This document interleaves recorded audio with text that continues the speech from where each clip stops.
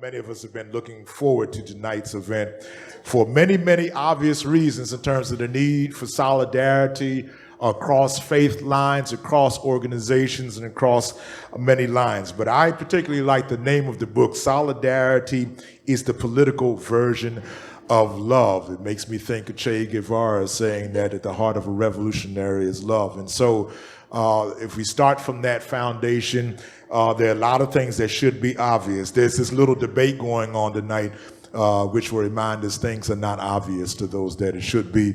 But to those of us here, we know that love drives us to action, whether it be on Palestine, whether it be on class struggle, economic justice, and that type of thing. We have a dynamic lineup of speakers.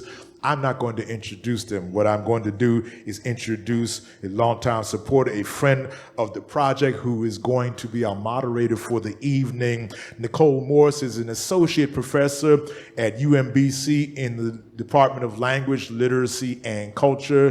They've been involved with Jewish Voice for Peace for a decade. They are a member of Hinenu, the Baltimore Justice Chamber, and they're going to lead us into tonight's discussion. I need y'all to make some, did I mention that the book will be out on this back table with me in a few minutes, so you can just slide over and pick up your copy before the rush gets here.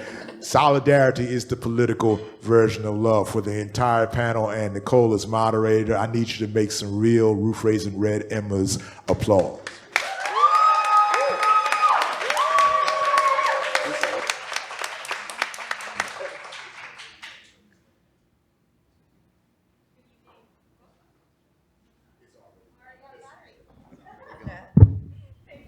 Good evening, everyone. It's a real honor to be here with such incredible people.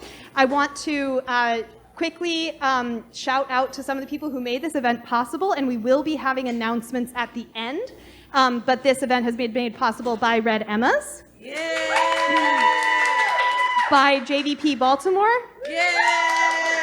and by Hinenu, the Social Justice Shibboleth. So. Thanks all, and stay tuned at the end for announcements of how you can get more involved. Because we are in this moment where an active genocide is going on, and that is the topic that this book is guiding us to work on, I would like to ask everyone to take a moment now just to hold space for the tens of thousands of Palestinians who have been murdered, and also in this moment also to recognize the death of Aishanur Agi, who is an American citizen who was killed on Friday by the IDF.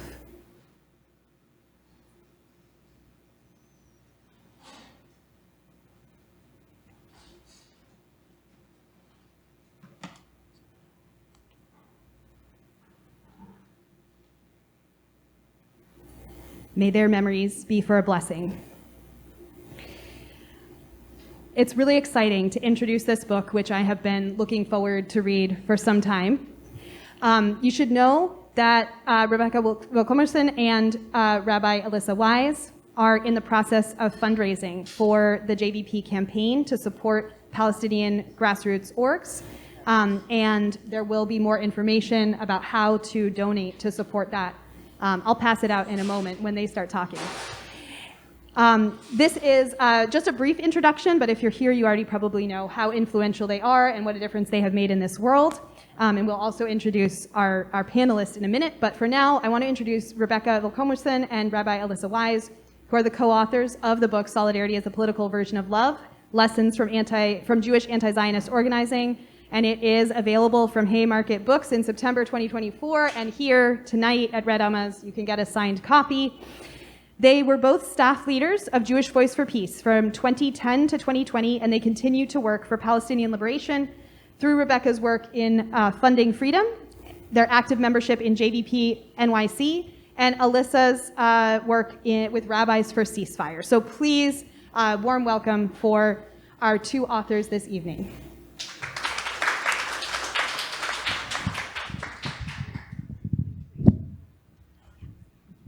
Hi, everybody. I'm Alissa. Thanks for being here. Excited to be in this conversation with you all. We're working on, we want to say that we are hoping to bring a Palestinian voice into the conversation with us tonight. remotely. We had hoped that Laila El Haddad, also known as Gaza Mom, was going to be here tonight, but she couldn't make it. But we have had in our event last night in Philadelphia, a wonderful Palestinian comrade and close friend of mine, Ahmed Moore, who is a Palestinian American from Gaza. He's a writer in Philadelphia, and he was able to speak to our event last night, and we're gonna do our best to bring his voice here, because it would feel kind of incomplete to have this gathering without a voice of one of our Palestinian comrades in the room. So I just want to say, as we figure that out, a little bit about the book. So one of the reasons that Rebecca and I decided to write this book is because we really believe that organizing is a craft, right? And there's a skill set to it, and there's wisdom of it, and there's practices of it. And it feels really important that we pass on what we learned to other organizers and other movements. That's actually a really important part of the organizing life cycle. You know, as organizers, we often, when we're training up new organizers and kind of teaching about the life cycle of campaigns, we always really emphasize that at the end of any campaign or any big project, what's really critical is to take a pause and reflect and learn what happened, what power did we build, what lessons did we learn, what insights do we now have, and take those into whatever you do next. And so it's in that spirit that we wrote this book. Like, even with a project as big of leading an organization for 10 years, we still have that obligation. Wonderful, thank you. We still have that obligation to the process of reflection. So that's part of why. That's part of why we wrote this book. You know, I think the other piece is that we actually really have benefited ourselves as organizers from books where organizers have told their lessons. You know, I feel like we've kind of scoured organizing books. Or at least I can say, I know Rebecca definitely has. She's a more voracious reader than I am. But you know, the ways that organizers like pulled behind the curtain of like, no, really, like on brass tacks. And that's kind of the spirit of the book, that you really can pick it up and take actual practical lessons, not just, I mean, the stories are really important, but actual tangible things that you can use in your organizing. And the final reason I'll say is that we actually, you know, we're very proud of JVP. You know, we think Jewish Voice for Peace has done and is doing really incredible work. And we thought that even before this moment that we're now in, where JVP is showing up with just such tremendous rigor and commitment and power. We finished writing this manuscript in September 2023. We finished writing this manuscript in September 2023, and we didn't, obviously imagine what kind of world this book would be entering into. So I just want to say that our hope, or my hope now, as we bring this book into the world, is that those of you that pick it up and work with the lessons in it, kind of spin them into new strategies and new ideas, and pull on the threads of what worked for us, learn from the mistakes that we made in order to realize liberation as soon as we possibly can. Hey, everybody. Really wonderful to be here and to be with you all. Just wanted to add a couple of small things in terms of the organization of the book, just to give you also a little flow for tonight. We just wanted to talk a little bit about the book itself and how we structured it and why we wrote it, like Alissa was talking about. And then we're going to see the talk from Ahmed from last night, and then we're going to come back to do a panel to try to pull out some of the lessons of the book and how they apply not just to the Palestine movement, but to other movements. And we're at the sort of beginning of our book tour, but we've already had a few events that have, and each of them in different cities have been really wonderful, because we've been able to sort of think about the ways that, both locally and just different movements where people are trying to organize their own communities, what's similar and what is different. And again, in terms of the book itself, we wanted to organize it for organizers. So tonight we're going to talk in more depth in a little bit about the theme of building a political home and the importance of having a political home in order to sustain yourself for the work. And we're also going to talk a little bit about what we call in the book growing while sharpening, which means like how we went about by using really strong internal processes that we went about both growing the size of the organization, which we felt was like a really important part of our mandate, while also taking a more left position, like sharpening our politics in response to what our Palestinian partners were asking of us. So we're going to talk about that in a little bit more depth, but I just wanted to mention a few of the other themes of the book, so you know about what's there. There's things, we have a chapter about how to work as a movement, even though you're sort of forced by the way the US government and law works, that we're forced into this nonprofit structure, and so how to balance being a movement and a nonprofit. We have a chapter about our journey and our struggle internally to deal with racial justice issues. As a white and Ashkenazi for folks who don't know is Jews of European descent, and there's also a lot of Jews of Arab descent, and that there's traditionally been sort of a hierarchy and a difference in the way they're treated, both in the US and also in Israel. And that was something that we had to deal with pretty extensively. Some of you who are members of JBP might have been part of some of those processes. And obviously that's not a finished process. Those are ongoing processes, like never-ending processes. But we wanted to pull out some of the lessons that we learned during the time that we were starting to address them. We have a section about nurturing movement partnerships. We have a chapter about confronting our own community, and we have a chapter about fighting anti-Semitism and the weaponization of anti-Semitism. And I think, just going back to what Alissa said, we finished writing the book in September of 2023. The horrors that we're experiencing now were not imaginable to us then. But we did, I think a big theme that goes throughout all the sections of the book is just dealing with what we call the both and, meaning that you often have to deal with two realities at once, or two issues at once. How do you fight for Palestinian liberation while also working for justice internally within your organization? How do you talk about and spend time reflecting even while you're in the middle of a genocide? How do you continue to engage with your own community and challenge your own community while working in solidarity and in response to what Palestinians need and are asking for? So that's like a very much an ongoing through line of the book that I hope we'll get into more in the conversation. But I just want to also end again with the idea that even though it feels a little funny for us to be talking, and for us it's a labor of love. We got this book out after a few years of work. We're proud of it. We're hoping that it's going to be of use. And just to say that it really is here in the hopes that we use it to sustain ourselves, all of our movements, and understanding that this is a very, very, very long-term struggle until liberation. All right, so I'm gonna play now these words from Ahmed Moore, who again is a Philadelphia-based Palestinian American writer from Gaza. And I will say a little bit, we're sharing this for the substance of the words that he shares. It's a little bit embarrassing because he compliments us a lot in these words, and we're not sharing it now in order for you to repeat that part, just to say. But it is in there, so we just wanted to make that clear.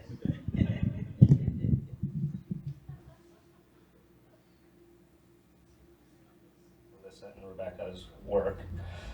We have among us movement builders and change makers in the best tradition of social movements, not far from where Paul Robeson spent the last years of his life.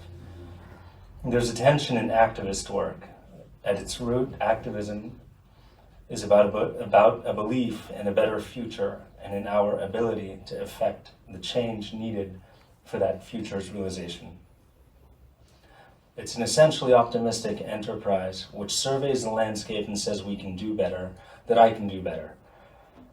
But that essential optimism is tethered to a state of the world which is often bleak and dark, and that's the tension. retaining the courage to wake up every day, look squarely at the ugliness around us and say, I can fix this, requires stores of strength that many of us just don't have. So we lean on our communities and work in solidarity with one another to push ahead. I'm going to give a shout out to Stefan over there, because I know that Alissa leans heavily on him.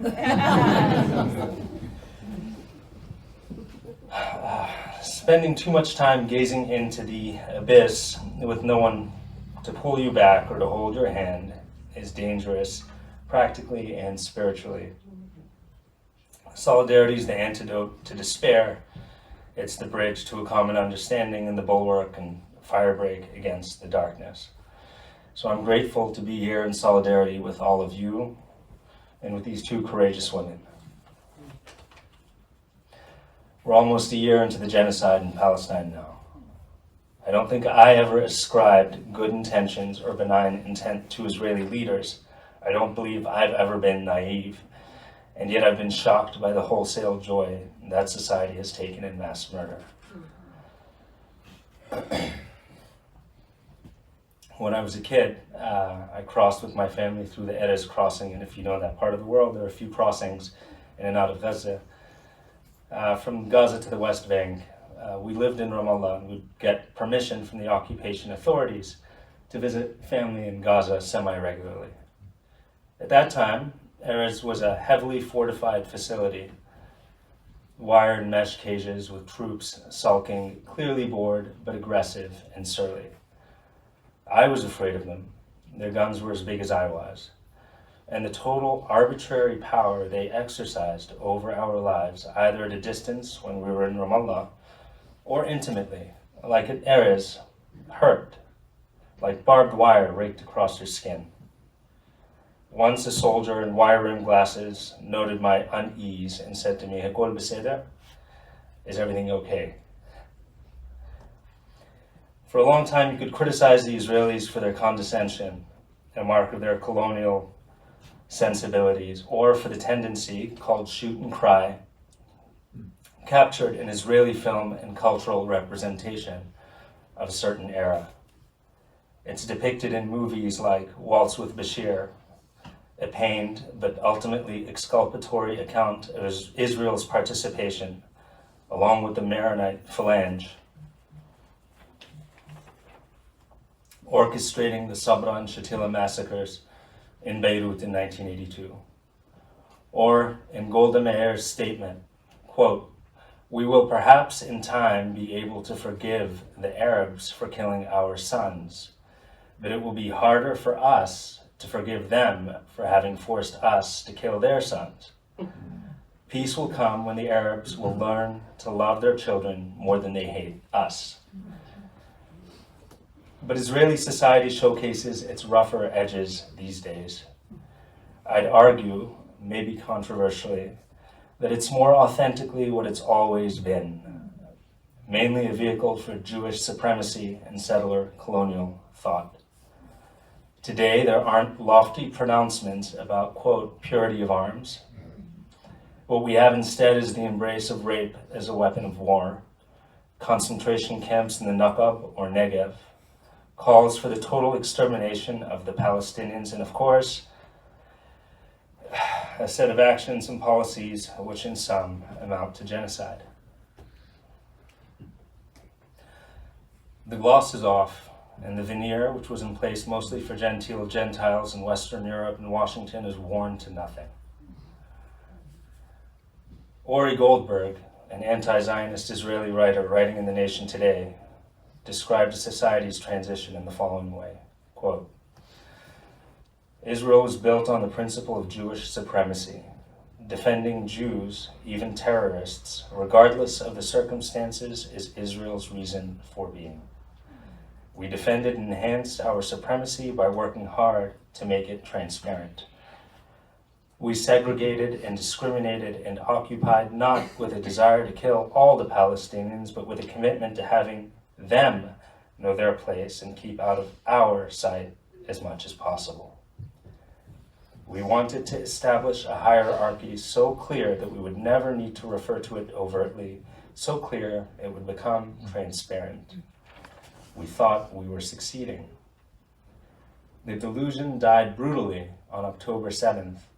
The Hamas massacre made it impossible for us to repress or unsee the Palestinians. We could not sustain our supremacy, even if only because our supposedly glorious military has been trounced. The blow was so harsh that we immediately regressed from supremacy to solipsism. End quote. I'd argue as a Palestinian that the solipsism was always there.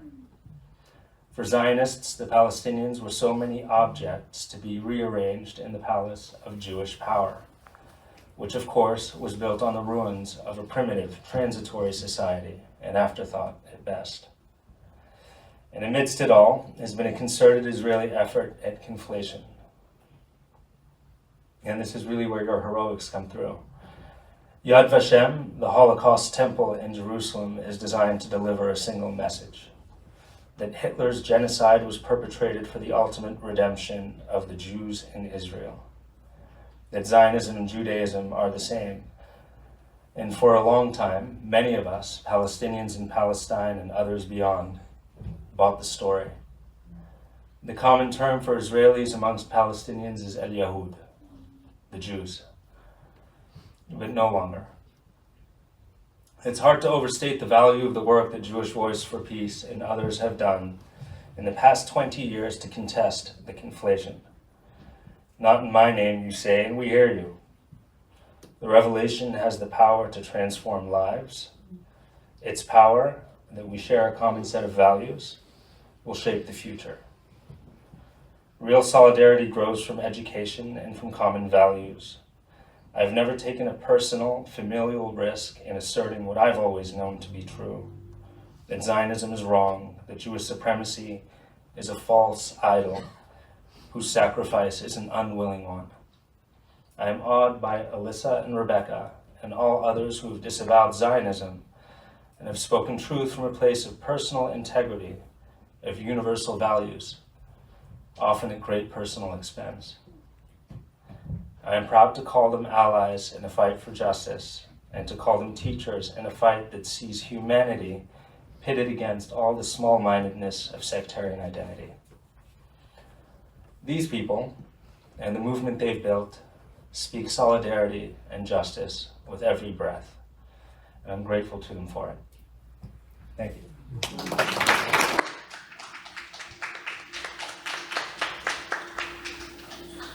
Thank you for sharing that clip, and thanks so much to the worker owners of Red Emma's for figuring out the tech. I will note we have another tech issue. If you tried to see the QR code on the fundraiser, it doesn't work. So such is the story of tonight. However, we will talk more about it at the end and how you can get involved. Right now, we're going to move into the panel, and this will be our authors in conversation with Reverend Dr. Herbert M. Brown. The Reverend Doctor has been a catalyst for personal transformation and social change for more than 20 years. For nearly 14 years, he served as pastor of a Baptist church in Baltimore, where he saw and personally experienced the impacts of food apartheid. This helped to inspire him to launch the Black Church Food Security Network, which advocates which advances food security and food sovereignty by co-creating Black food ecosystems anchored by nearly 250 Black congregations in partnership with Black farmers and other food justice stakeholders. He serves on the board of Bread for the World and has garnered numerous awards, including an Ashoka Fellowship. And he's the author of a forthcoming book titled Nothing More Sacred: Radical Stories of Black Church, Faith, Food, and Freedom. And in addition, Reverend Brown was a featured speaker at JVP's national membership meeting in Baltimore in 2015, so this is a long-time partnership. So please join me in welcoming Reverend Dr. Brown.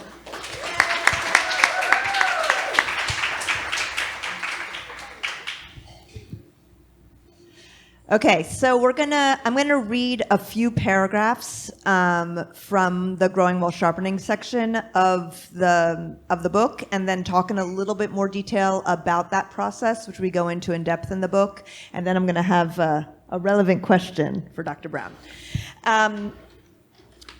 So the story of how JVP came to make the decision to endorse the BDS call is emblematic of one of the elements of our time at JVP. Even as we grew larger, we continued to challenge ourselves to sharpen our politics. We continued to evolve our understanding of the Palestinian freedom struggle, our responsibilities to it, and our role in moving it forward, even in the face of harsh opposition. We're particularly proud that JVP was able to make a significant and risky political shift without the organization falling apart, even as there were significant political differences in our membership. This achievement flies in the face of the conventional wisdom that in order to grow, organizations must move to the center.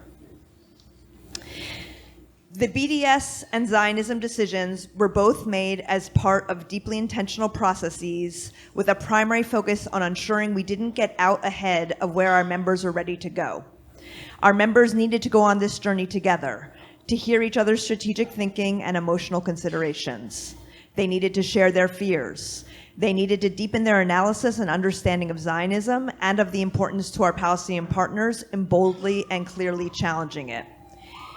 It's worth noting that the painstaking discussions and processes JVP experienced internally were completely opaque to those outside of JVP looking in, particularly to those in the Jewish mainstream, who already saw JVP as supporting BDS and as anti-Zionist.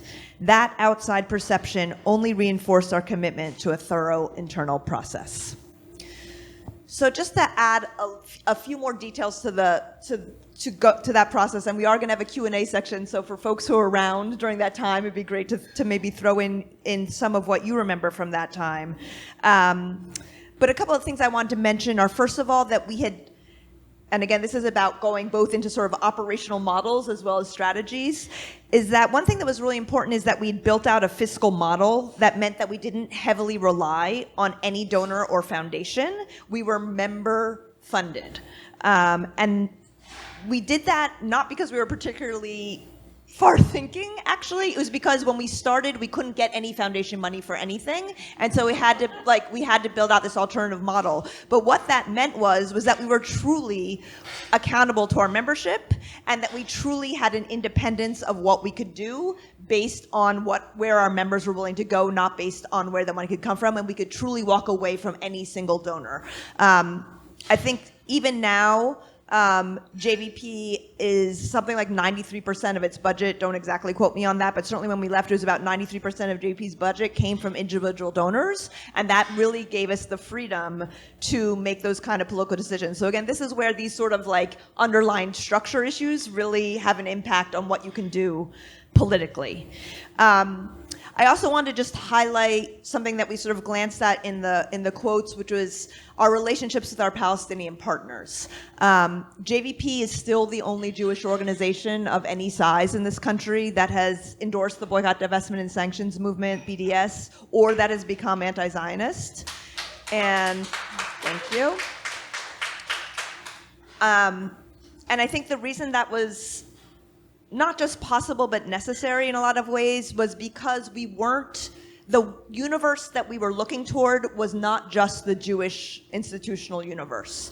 And I think just about every other Jewish organization, now there's a few others, but just about every other Jewish organization, its frame of reference was how the Jewish community was going to respond. But for us, we were thinking about how our Palestinian partners and our other movement partners were going to respond, and so we felt a responsibility to them that was just as great, if not greater, than our responsibility to other Jewish organizations, and that was extremely freeing.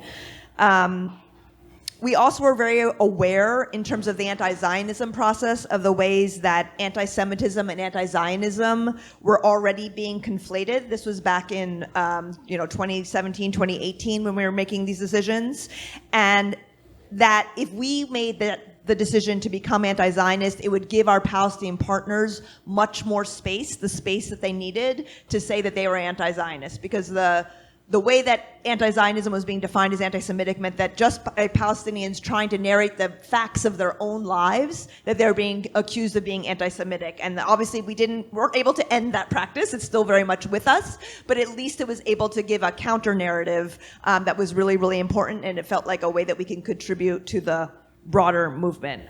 The last thing I want to say about that is that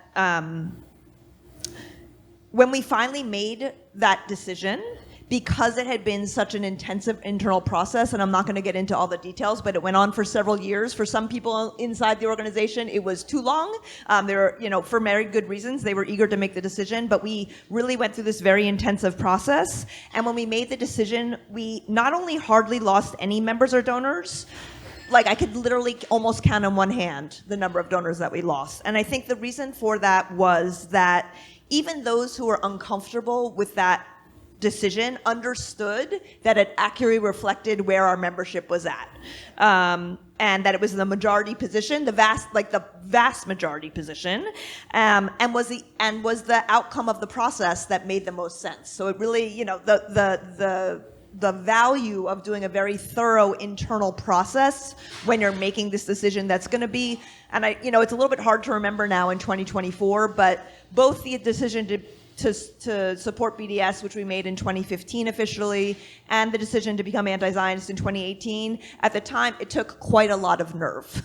It's much more acceptable now, and it's not that long ago, but it was truly, we truly didn't know it was going to happen. I don't want to overstate our courage, but we got a lot of warnings about how it was going to destroy us, and we were like, what if, with the political capital that we have, this is worthwhile, this is our job. And so rather than it being something that hurt us, it actually was people were appreciative of our clarity and of our boldness and our willingness to be accountable to Palestinian partners. And so we were actually able to reach people we hadn't reached before who hadn't felt like they had a political home. And so that actually sparked a lot of growth. So again, just going back to this thing of often as organizations get bigger, it's like a bigger ship to turn, you know what I mean? That you feel we felt as leaders, we were responsible to our staff. We were responsible to, there was we had people's livelihoods in hand. We were worried about the political capital and if we were squandering it. But actually, and it's very easy, again, as you get bigger to worry more about making a big decision. But if you make that big decision, staying with the status quo is also a decision. So to be able to evolve and to grow is often actually what allows you to continue to be ready for the moments that come. And I will say that since last October, I really thank God every day that we became anti-Zionist when we did, because it allowed JVP to be out in the streets immediately. There didn't have to be internal discussions about the politics. People knew what our politics were, and so we were able to put all of our energy into trying to change things through the streets. So that's just a little bit of background in terms of we go into a lot more depth in the book, but I did want to finally get to you, Dr. Brown. Thank you for your patience. But we were hoping that you could reflect a bit on this moment where we see organizations pushing on Palestine, and we have built a lot of power in the movement in this last year that's building on many other years of power. And there was also a similar moment in 2020 after the murder of George Floyd, where it felt like there was a huge movement that was pushing change, and and there was a huge increase in solidarity and mobilization, but it wasn't amounting to enough power to, in our case now, to stop the genocide or to interrupt the systems of power. So this is something that's been obsessing me and Alissa, so we were hoping we could get some wisdom from you about how do you engage with that when you're building power but don't have enough yet, both strategically and organizationally and spiritually, actually. Well, thank y'all so much. I appreciate the opportunity to be here and to be part of this conversation. I have to confess that I can get just as frustrated by those dynamics and those realities of thinking that, yes, finally we've arrived at this moment we've been working and organizing for so long, and then time passes and that change doesn't happen. It's quite maddening and frustrating, to say the very least. And what has been helpful to me when I met with those feelings of frustration and anger, with things not changing at the rate and the pace that I believe that they should, it's helpful for me sometimes to consider the fact that I and we are just one part of a much larger and much bigger narrative that started long before us and will continue long after us.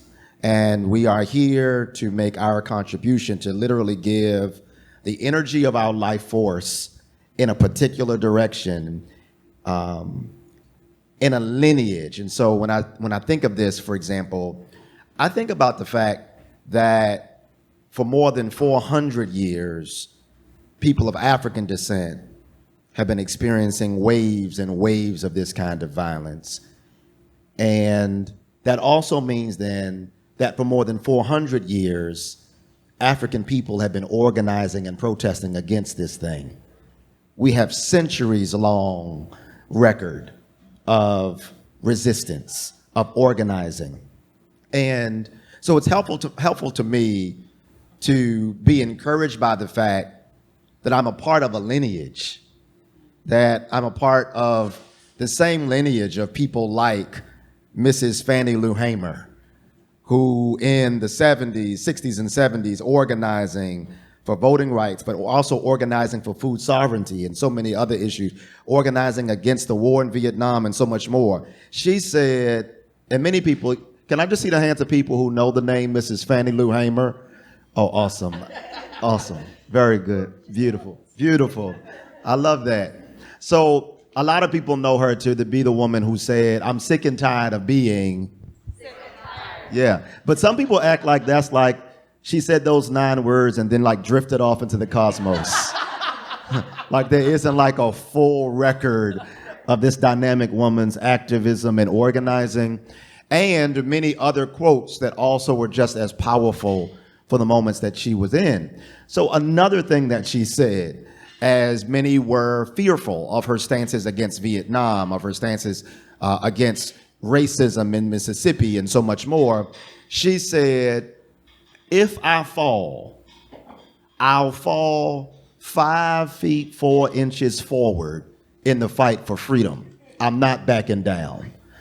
And that kind of quote, that kind of sensitivity, she was looking beyond herself to say, the day will come when I'm going to fall, but this is the direction I'm going to fall. Or I think about Reverend Dr. Martin Luther King Jr., who says the arc of the moral universe is long, but it bends toward justice.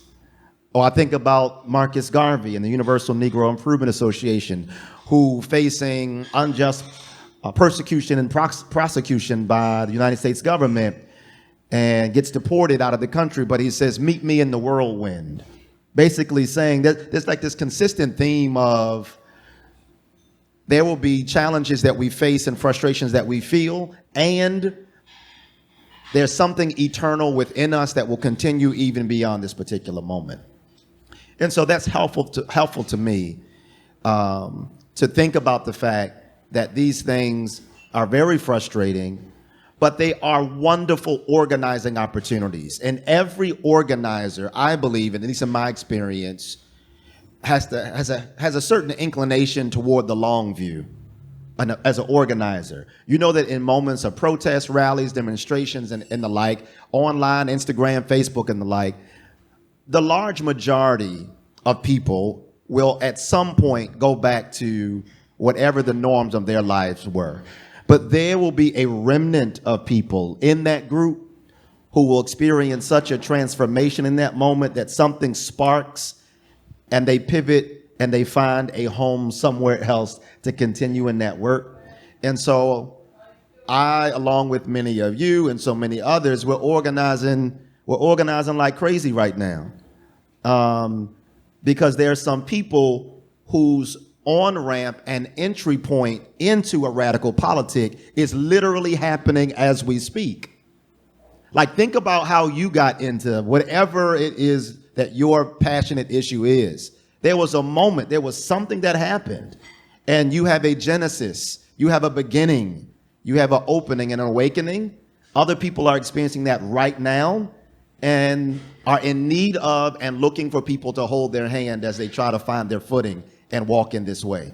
And so as maddening and as frustrating as it is to think about, man, we thought we had so much power and it didn't make a difference, I'm excited about how our base is growing. Our bases are growing even beyond the headlines in conversations like this, on street corners, in the gardens and the farms I'm working, and so much more, that there's a subversive growing underneath the popular presentations of demonstrations. There's something else happening that may not be as noticeable by the cameras, but is no less powerful for the long run that we're all on together.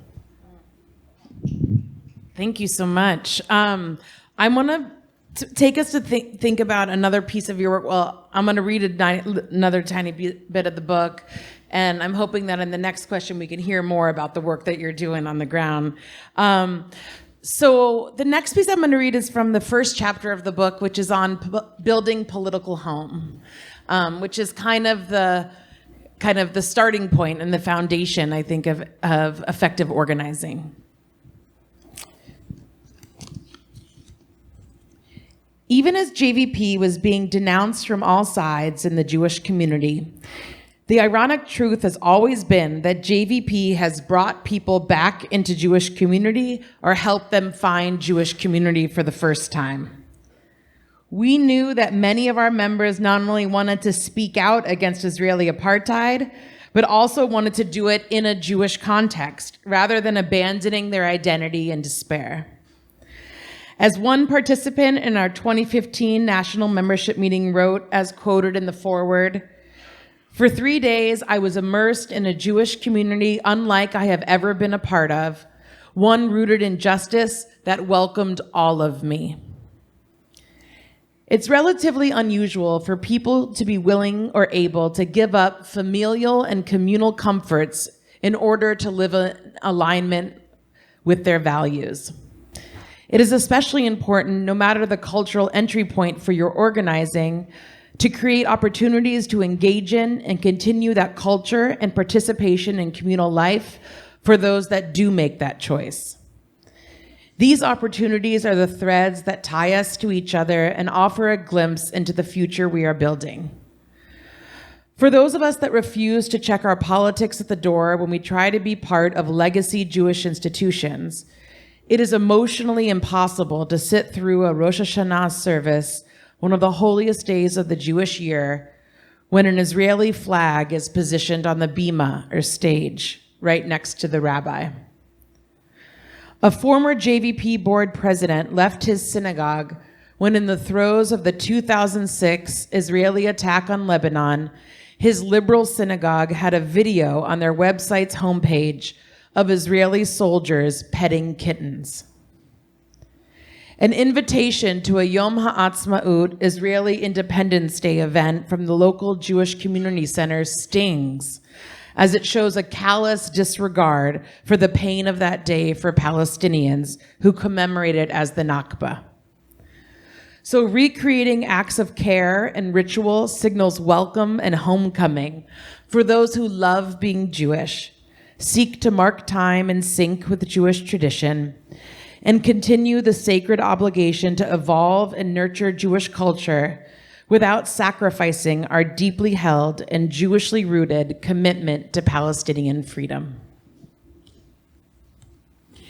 I want to take a minute just to shout out Hinenu, Rabbi Ariana Katz, the founding rabbi over there.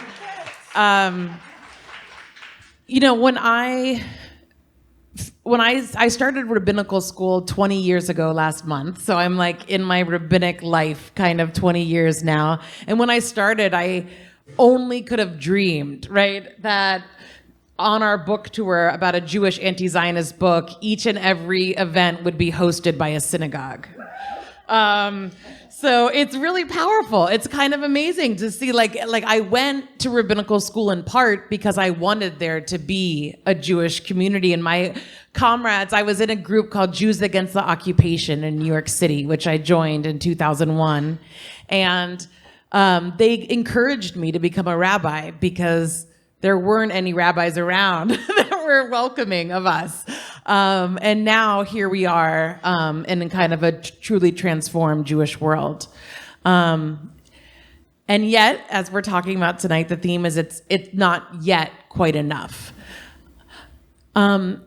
I want to say one more word about political home before passing to you, and I'm going to want you to reflect on how I know this is this is where we connect, like rabbi to reverend, like how do we build political home?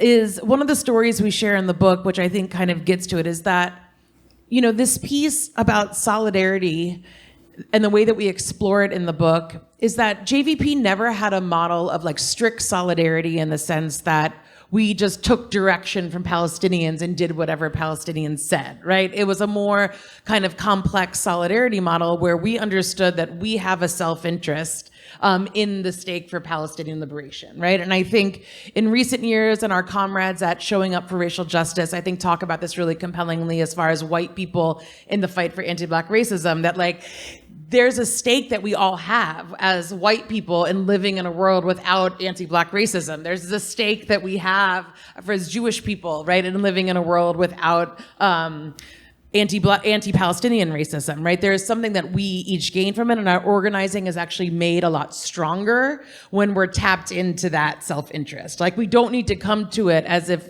we're just altruistic, right? It's like, this is not the world that we want to live in.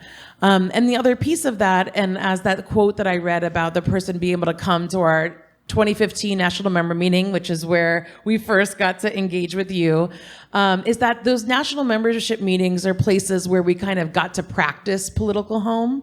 At that particular national member meeting, we had the chance to have a grieving circle for the 2014 attack on Gaza, which was a chance for many of our members for the first time to say the mourner's Kaddish, the prayer for the dead, for all the lives lost in Gaza, because there weren't quite as many Jewish communities that were kind of ready to kind of hold that spiritual space.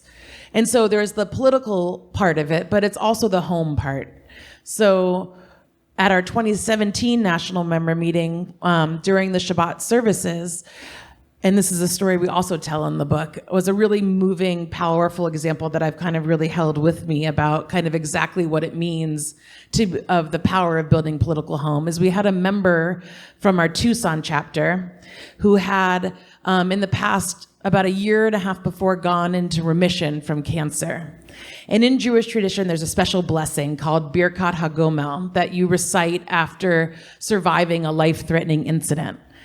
And she waited until the JVP national member meeting, Shabbat, in order to offer that blessing in front of an open Torah, because she didn't feel she could be her whole self at her synagogue at home. And so she offered it there. And that was a kind of moment where I think I got another level of understanding of exactly what the kind of spiritual and communal healing work that's possible as we show up more powerfully in solidarity with Palestinians.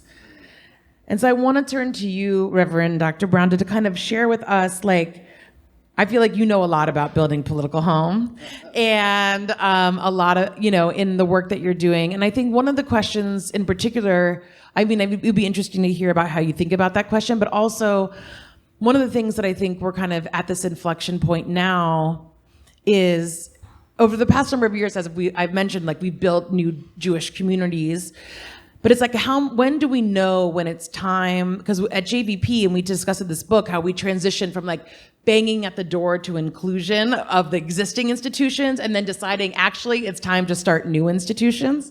So how do you balance that of how to be part of lineages and legacies and institutions, and when it's time to we actually are forging our own way? That's rich. Well, let me say I appreciate, speaking of political home, I appreciate the wonderful experience I had with JVP in 2015. And interestingly enough, I was in need of another room in my political home that JVP helped to create at that time. I was blessed with the opportunity to go to Occupy Palestine, Israel in 2012, 2013, with a group at that time that was called Interfaith Peace Builders. Now they're called Eyewitness Palestine. And so I was one who was just highly suspicious of everything coming over corporate media about what was really going on in occupied Palestine. And I said, you know what? I'm just going to go myself and see for myself. And so that's what led to me being a part of that delegation. And I remember one of the members of our delegation saying, you know, once you see, you can never unsee. And that became a part of my experience of going and being a part of this, being the only black man in the delegation. And from the moment we landed at the airport, I was separated from the group, interrogated with occupation forces soldiers with their guns at the ready. And had it not been for the white Jewish woman leading the delegation who happened to turn around as we were walking through the airport and seeing that I'd been pulled away, running back and fussing the soldiers away, things might have been very different for me. But then it continued. At every single checkpoint, they wanted my ID. They wanted to know what I was there for. And it was an experience that, again, I'll never forget. And then coming back here, trying to explain what I experienced while trying to still process it all.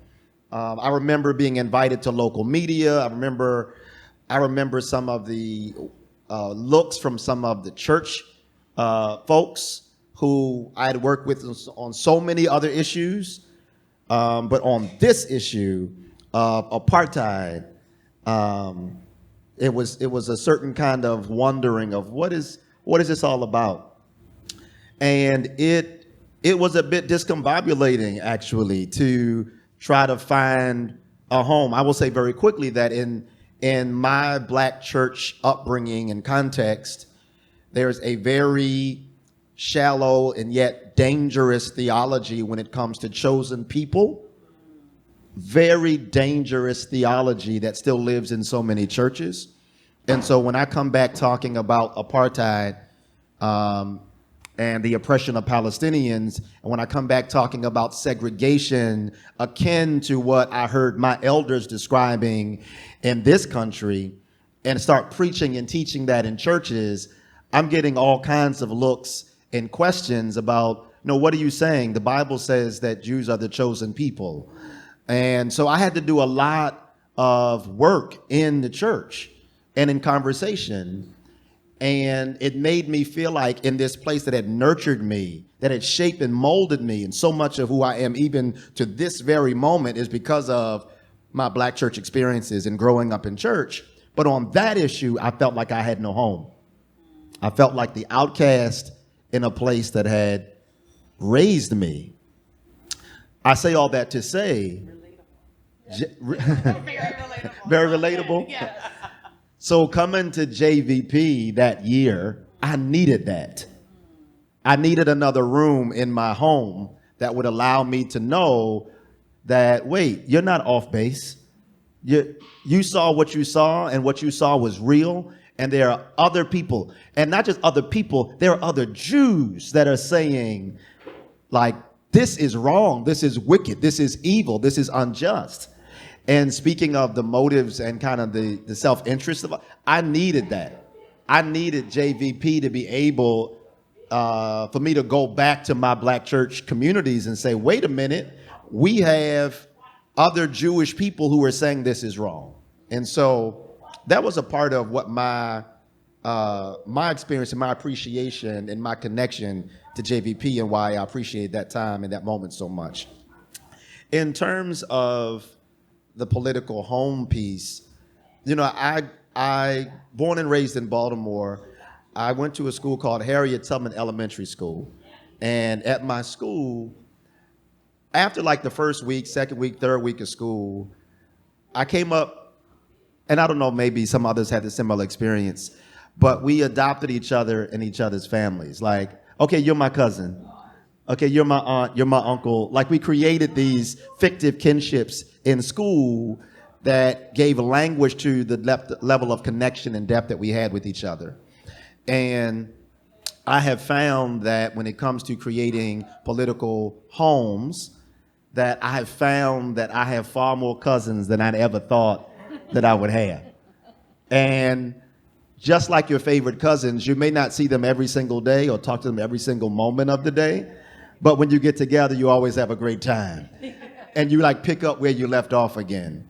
And I feel that to be very powerful when it talks about feelings of home and kinship and connection, that I actually think that can be just as powerful as the intellectual agreement with whatever issue that we're gathering on. If I can make a last comment about my experience as an activist and organizer in Baltimore, I have found some distinctions and differences, particularly as it relates to the ways, in my experience, that black folk tend to organize and how white folk tend to organize, in my experience.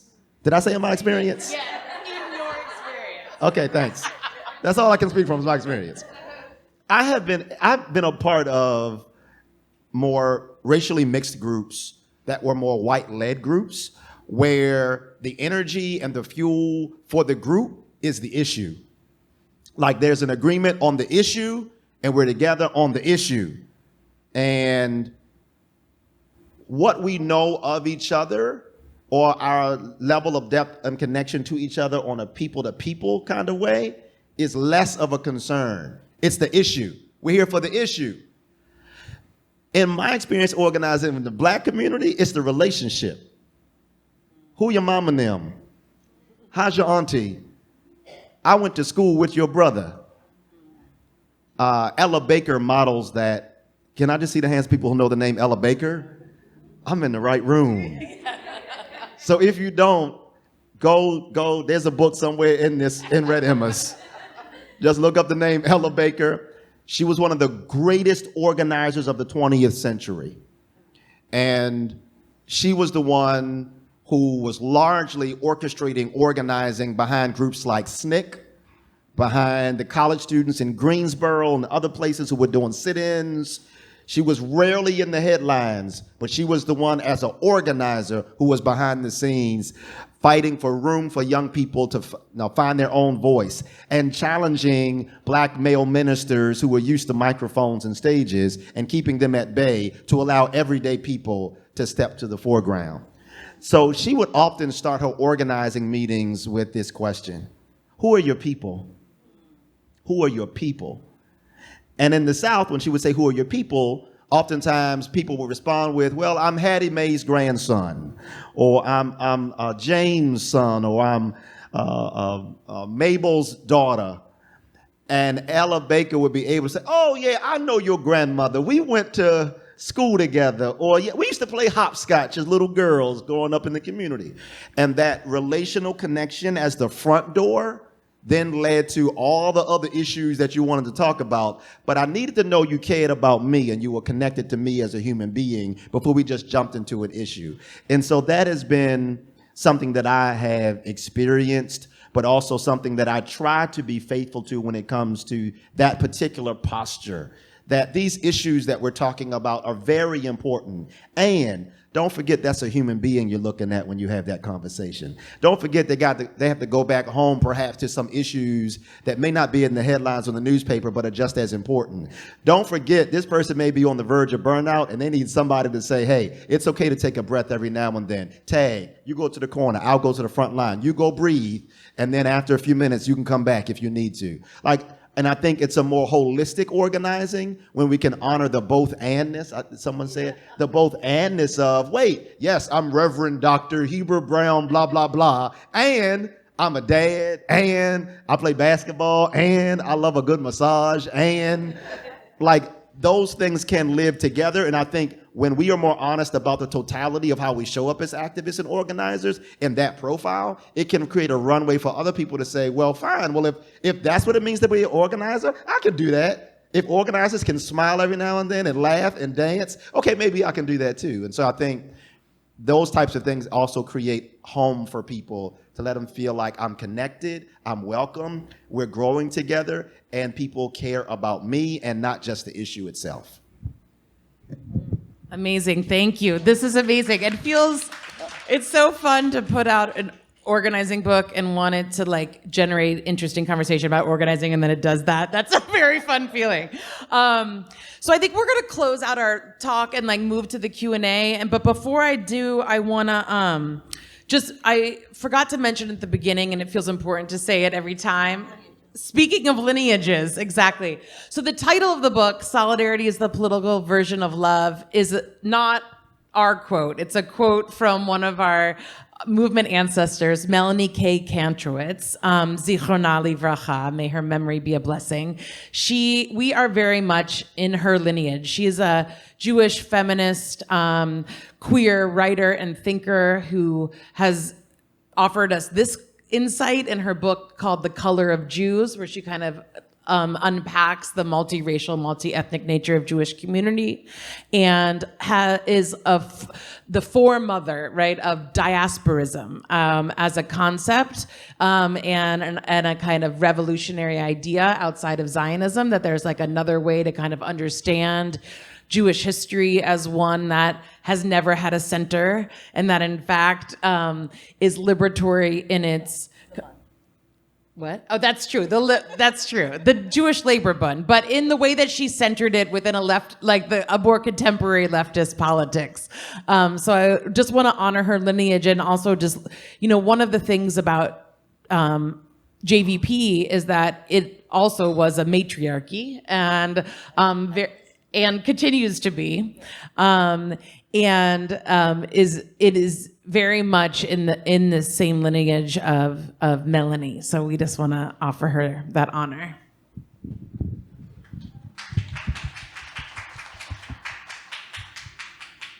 So we have time for a few questions. Who would like to lead us off? Who has a question for any or all of our incredible panelists? Let me also ask that you all kind of summarize or repeat the question. Normally we would have my handheld mic going around so that everybody can hear this kind of beat on the microphone. Got it. Yes, please. Hi. So I've been taking notes about a lot of big things here, and a lot of what you were saying is super interesting and generative. But especially when you were talking about the process and how long it was, is there any plan to publish any of that? I wanna hear about the fuck ups. I wanna hear about how you yelled at each other. I've just in the past 2 months been in 2 situations where the same dynamics of organizing healing in the same way happened twice to me in a row, and each time I was I could have even foreseen this going in, and I didn't. I'm then when it happened the second time, I was how did I let this happen the second time? And then you need to fucking tell this to the next generation. They don't need to see our fancy stuff. They don't need to see our mission statements. They need to hear about how I was in a room with 4 people and we all cried because it happened to me. It shouldn't have to fucking happen to them. So I guess what I'm asking is if you have any plans of publishing that stuff, the blueprint reel. So just to restate, the question is, to what extent does this book include, and will there be further opportunity to learn more about the challenges and difficulties and messiness? Yeah.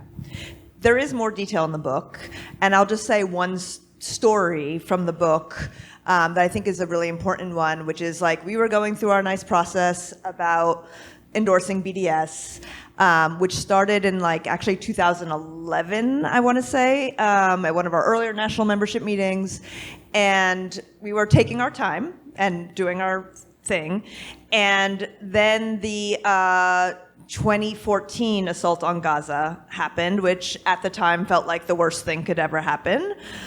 And our Bay Area chapter, which was our founding chapter, and had built some very strong ties to local organizers, in particularly an amazing organization called AROC, which is Palestinian led and is they're just the most kick-ass organizers, and they were leading boycotts of shipping because of the ports, and the JVP chapter wanted to join that boycott effort, but we hadn't passed the policy yet and we knew we were going in that direction, but we also knew that if JVP in the Bay Area, which was our largest chapter and our founding chapter, if they went ahead, and at that point we weren't doing boycotts on Israel, and this was a boycott on Israel action, and if we let them go ahead and do that boycott, then the process would be very undermined, because it would be clear that we weren't really respecting the actual process. And so we told them they couldn't endorse it. And that had real repercussions for them in particular. You know, and I think we talk a little bit in the book about this thing of like making I think we still, even looking back on it, when we reflected on it in the last couple of years as we were writing the book, we were like, yeah, it was still worth it. That was the right decision for the national organization. And it set back the local relationships for several years, even though a lot of members of the chapter did show up for it and all that sort of thing. And, you know, we sort of sent the way that we wrote it to the Bay Area chapter leaders, being like, is this how you remember it too? And they're like, yeah, this is how we remember it, you know, and like we recovered from it. But it was like a really hard moment. And so I think, you know, what you were saying, Dr. Brown, about like, we have to be thinking of the long haul of the struggle, you know what I mean? And understanding that we are going to go through these conflicts, and certainly we can do them in the best way possible. We don't have to like, you know, and I think we felt pretty good about the way that we were being honest and clear about what we could and couldn't do in that moment for the larger purpose. You know, and so I don't want to say that there aren't going to be hard moments, but also that sometimes you have to go through them, unfortunately, in order to be able to move to the next level of solidarity and growth. I don't know, do you have any? Yeah, I'm having flashbacks of my own moments, the crying and it's like, wait, I thought we were a thing, and now it doesn't feel like that anymore. I think you're exactly right that's a part of it.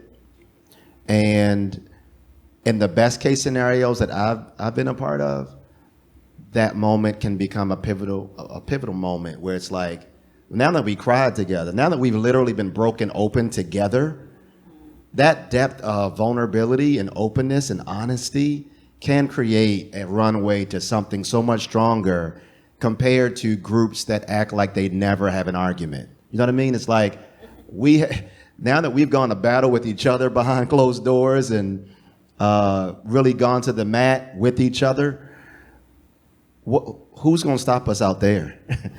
You know, I'm going to the front line now with somebody who I know, because we've gone through the ugly part, but the necessary part of doing that deep, hard work. Now, I'm not saying that should be a part of every single group. Sometimes it's not in the cards for a group to stick and stay like that, but there are times when it's like, we need to go through this, y'all. And I'd rather if there's anybody that I go through this with, I want to go through it with y'all. So come on, let's do the work. And it's going to be hard. And you're going to get on my nerves, and I'm going to get on your nerves. But we're committing not just to a moment or an action or a demonstration, but a posture of life, a real lifestyle that will not be achieved easily. And so, yeah. But I'm down with you when it comes to so I love reading the footnotes of texts. So like one of my favorite trilogies is by Taylor Branch. He writes about America during the King years, but it's the footnotes of the text. It's Barbara Ransby's book on Ella Baker and the Black Freedom Struggle. It's the footnotes of that text. And in the footnotes, you'll find, they said what? Cause I feel you all the way. I wanted to know that stuff too. Get down to what actually happened in the room, not just the big stuff that everybody know. Tell me who cussed each other out, and exactly what words did they use. And so those footnotes can be quite powerful when it comes to really being almost invited into the room like a time machine. And it has given me a better bearing on, okay, well, since y'all went through that, then who am I not to go through it too with people who I really believe are my comrades in this struggle? Well, I just want to say that we do have in the book, maybe not at that level of gory detail of who cussed it, but we do go into some of the mistakes that we made in the book. And, you know, we really pushed ourselves to be as vulnerable as we felt was reasonable for a book. You know, but it's as you were talking, I was also thinking you know, this is very rabbi of me to say, but it's very much the Talmud has that spirit of they got like the whole spirit of like the tradition is like, we disagree. I actually hate you. Like, you know, like I'm so like, and it's like the back and forth that we preserve that on the page. So it's actually an inspiration. It's a great question in that spirit of like, that is part of our cultural tradition is like to be able to record the fights. And, you know, I think that this, you know, what I really hear you asking is about like, how do we get people to not make the same mistakes that we made, right? And our hope is that from this book, you will not make, there are some mistakes that you'll not make because we made them and you'll learn from what we are, but you're gonna make different mistakes, right? Like people are gonna make different mistakes. And I think that that's where like the political home thing piece gets really real, right? Is like, there's positives of it because you get to be your whole self and you get to spiritually mature and you get to have these relationships and you get really hurt, right? It's like a family, right? And like the families, I don't know about yours, mine, tough. Like it's not always like the easiest thing, right? It has its rewards. Sometimes it's not a healthy place to be. Sometimes you work it out, right? But it's like, that's kind of the realness of it. So I don't know that the goal is like saving ourselves from tears or disagreement. I think is building our capacities to be able to stay connected to each other, to repair, to treat each other better. Like, so we talk about in here, like, what are some of the repair stuff that we did, in particular in the section around transforming our relationship to racial justice. You know, some of the mistakes we made as white leaders, we talk about in this book, and we talk what are the things that we did. And so hopefully that will be helpful, but I don't think that even the goal is to stop there being the tears as much as allowing ourselves to remind ourselves we get through them. What a perfect question for Elul. And I do want to bring in another question. So we have a question from, where was the? I had one. There's a couple questions. Please go ahead. This is for Rabbi and Reverend Doctor. You both talk a lot about how you have a lot of unlearning to do around your religious values. So I'm curious if there was a particular value for each of you that was like hard to unlearn, but that like was rewarding and like coming around the other side, like enlightening when you finally got to a new like version of it. And so the question is, what religious value was particularly hard to unlearn, but most valuable to unlearn? You know, for me, the answer is kind of, I really appreciate that question. And, you know, the way that I have started to think about it is actually the opposite of that, which is this is new, I'm trying this on newly, is that, because I have like been puzzled over, because I grew up, just for a brief background, like grew up in a very Zionist, religiously traditional family, Jewish day school, the whole 9 yards. And so becoming a rabbi on the one hand and becoming an anti-Zionist on the other, meant a very big break with my family of origin. And so over the years, I've often puzzled, like, because I want to be able to replicate that experience, right? I'm like, what happened for me? Like, and I think in recent years, part of what I've come to understand is that the values that I was taught in the Jewish day school that I grew up in, and the values I was taught in my family have been consistent. And that what I did was apply the values, the core Jewish values that I was taught, and I applied them when I looked around the world. When I spent a year, in 1999, I spent my junior year of college in Jerusalem, and that's when things changed. That was, you know, college is known for that, right? I was like applying these I was like rebelling from my community for gender reasons, like gender segregation reasons and like other things, but I wasn't a leftist.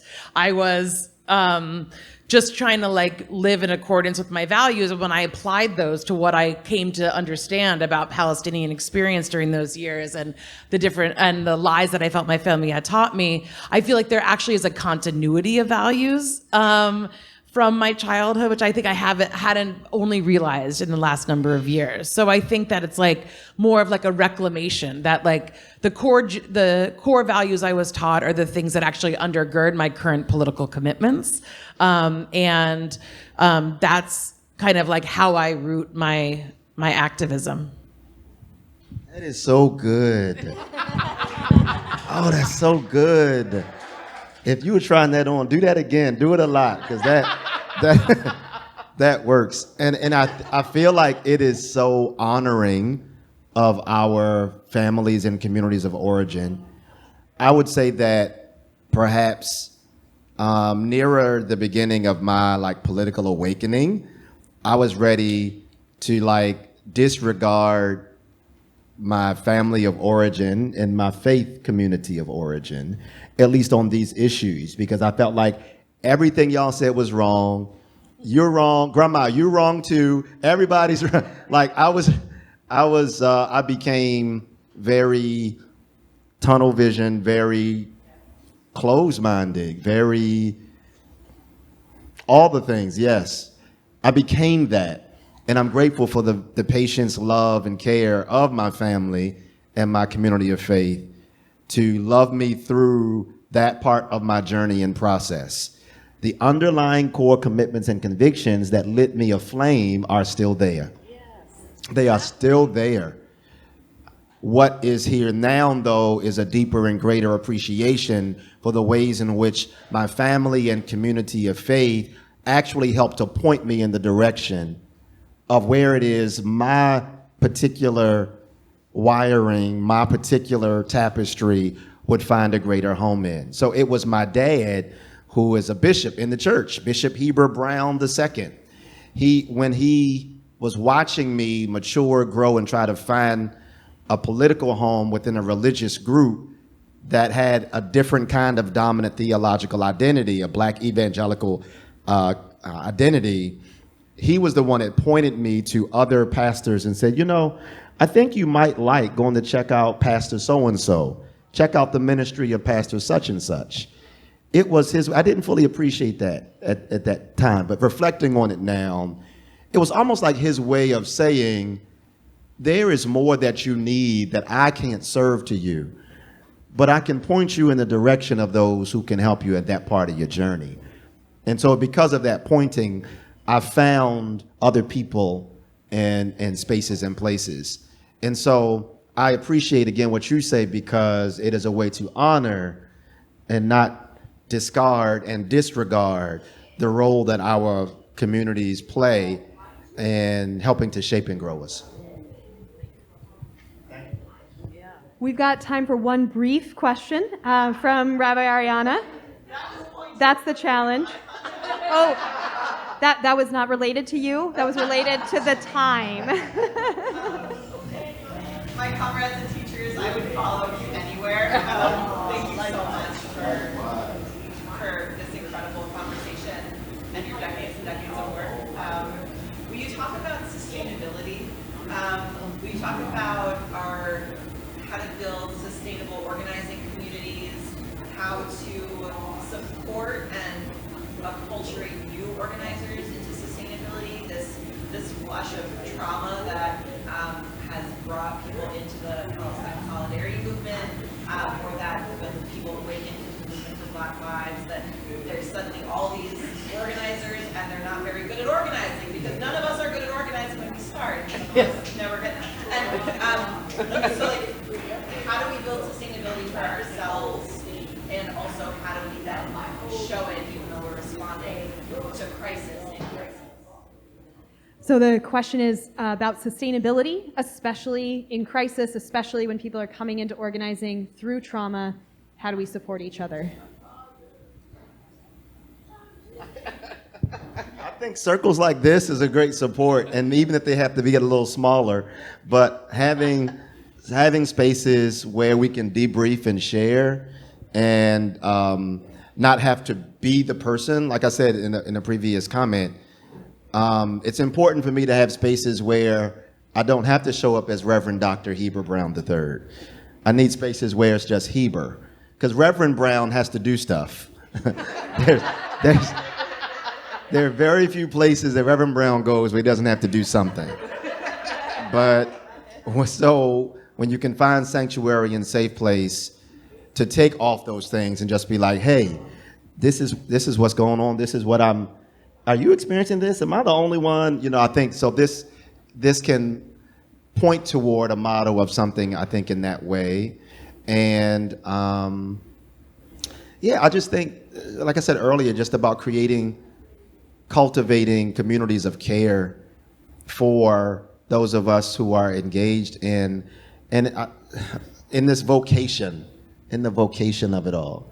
I mean, I'm jumping up and clapping when they said, Rabbi Katz is here. Like, I appreciate you in ways you don't even know, because you helped to fill a piece that needed to be filled in me, that I needed that connection. I needed that relationship. I need to know Rabbi Katz is out there. And it almost feels like, all right, I never told you, I gotta tell you something. All right, I never told you this. So the one-up conversation, this is years ago, and I think I was just hearing about you from Mark, I think, probably. And I was so excited because I love Mark, and Mark's like, yeah, you gotta meet Rabbi Katz, right? And so I go around Baltimore and I start talking about Rabbi Katz. I'm gonna meet Rabbi Katz. And some people were like, ooh, wait, she's a little radical. I promise this is a true story. This is a true story. And it's like, Reverend Brown, she's radical. So you got to be careful because she's radical. Now, they did not know that did the opposite effect. It was like, now I really want to meet the rabbi. So that feeling of being in community, like, wait a minute, I got somebody out here that's a rabbi in Baltimore that we can be linking up and connected. Like, that was really powerful and beautiful. And in its own way, it provided some sustainable fuel for the work that I do. So even if we're not on the front lines together all over the place, just knowing you exist, and in the places, in the areas, in the times, in the moments where we are blessed to be in company together, it's a part of the sustainable fuel for me. Because it can feel very isolating, like you're all by yourself. And like tonight, people are lining up watching this theater of political debate. And yes, I know, right? That's tonight. Yeah, and it can feel, some of you feel the same way. You can't post certain things on your page because people you love and you care about, they're going to come at you, or you've already done it and it's like a firestorm started on your page and that kind of thing. And it can feel very just isolating. And so wherever we can find some sources of community, I think it's a piece of the answer of, like, how do we keep this going beyond just our own charisma or skill sets alone? I'll just throw in two things, not everything, but two things. And one of them was, I wanted to go back to the question that the person who was asking about the messiness, there you are. Oh, there you are. Sorry, not to call you out, but that I wanted to go back to as another point, because, we were talking about the importance of us, of having the conflict out and the tears and the real talk and the vulnerability. But I also have just been thinking so much in the last 11 months. I think all of us living through and witnessing live streamed a genocide, it's not making us better, more patient people. And it's very easy to lash out at the people closest to us and the people who we're in immediate struggle with, the people who we can actually have an influence on, because we can't get to our actual opposition. And, there's a lot of that going on, I have to say. And so I wanted to sort of counter the thing about the importance of having the conflict with saying it's also so important to remember that we are in it together. And that at the end of the day, we are all on the same team. We all want this, in this case, the genocide to end. We want the U.S. to stop arming Israel. We are in this for the long term. And we want the same things, and we might have disagreements about strategy and about tactics or personally, but we need each other, and so we want to show that in the way that we do conflict. It's okay to do conflict, but let's do the conflict in a way that builds ourselves up and our relationships up and our communities up, not that tear them down. So I just wanted to put that in. And then just the last tiny thing I wanted to say was the role of art and culture.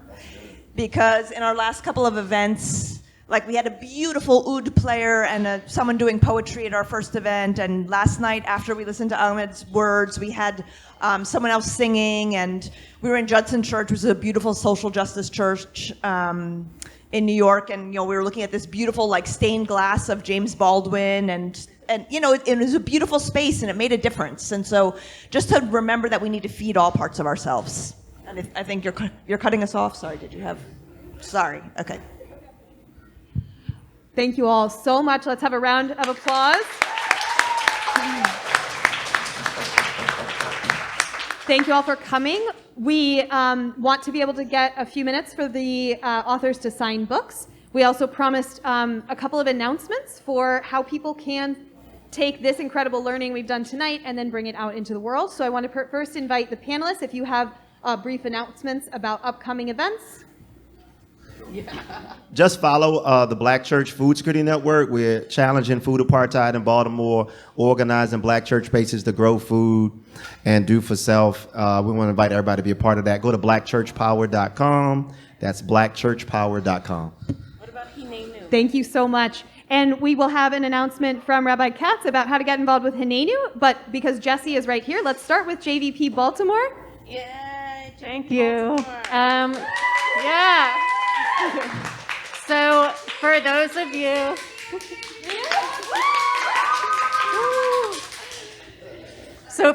you who are here and are not members of JVP yet, and you're interested in joining, we have some QR codes that I can pass around. There's also one on that table that you can fill out an interest form. And one thing, you don't have to be Jewish to be part of JVP. We invite everyone to be part of this. And just to know like where you might fit in, we have a lot of working groups, including political education, legislative advocacy, mobilization. I'm trying to think of what else. But yeah, we have a lot of things going on, and there's room for everybody, no matter where you want to fit yourself in. So yeah. Thank you. Oh God, the high holidays are coming. They're here in 3 weeks. I think less. You're all very welcome to join us for any part of the holidays at Hinenu. If you feel like you can answer a question about our synagogue, would you raise your hand? Yeah, okay, great. There's a lot that I know I need community for going into the new year, and reflecting on all that has been done in our names. And so I'm grateful we'll get to do it together. We meet right down the street at Homewood Friends on North Charles. Yay. Thank you. And I'm going to take a moment of personal privilege to share that next week at Red Emma's, Wednesday at 7 p.m., JVP and Hinenu are sponsoring an event where I'm going to be sharing stories from my recent trip to Palestine in this past summer. So I'll be talking about what I saw in July, volunteering with ISM. So if you want to come back next week, Wednesday at 7, we'll continue these conversations. And with that, I'm going to turn it back to our hosts. Thanks to Red Emma's. Thank you so much. Time forbids me listen.